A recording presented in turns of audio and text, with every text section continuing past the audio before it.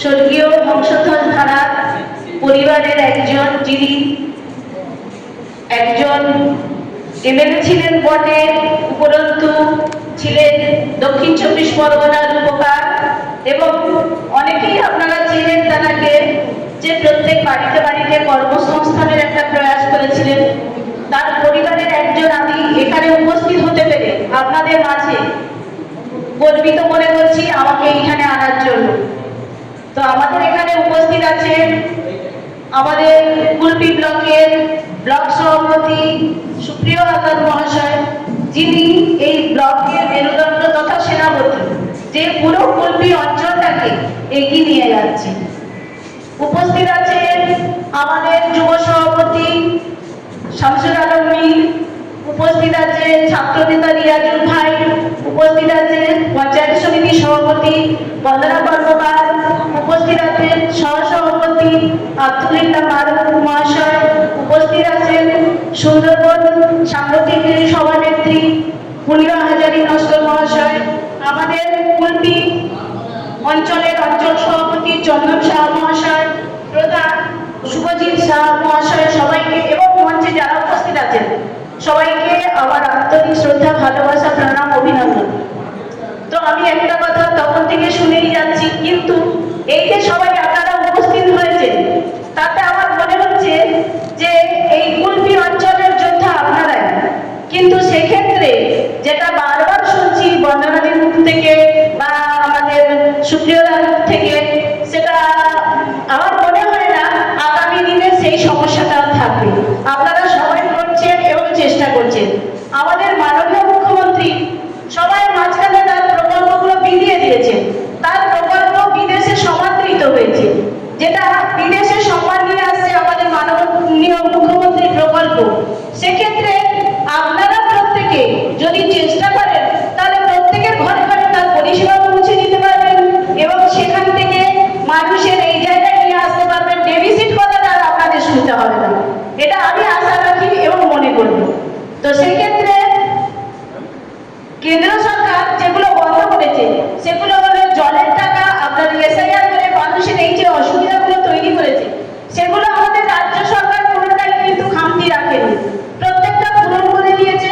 সেক্ষেত্রে আমাদের এই যোদ্ধারা যারা সদস্যরা আছে, বেশিরভাগ মহিলারা আছেন এবং আমাদের মুখ্যমন্ত্রী যেহেতু মহিলা, আপনাদেরকে সেইভাবে এগিয়ে নিয়ে এসেছে। তো আমরা যদি চেষ্টা করি, পারি না বা পারবো না বলে এমন কোনো কাজ নেই।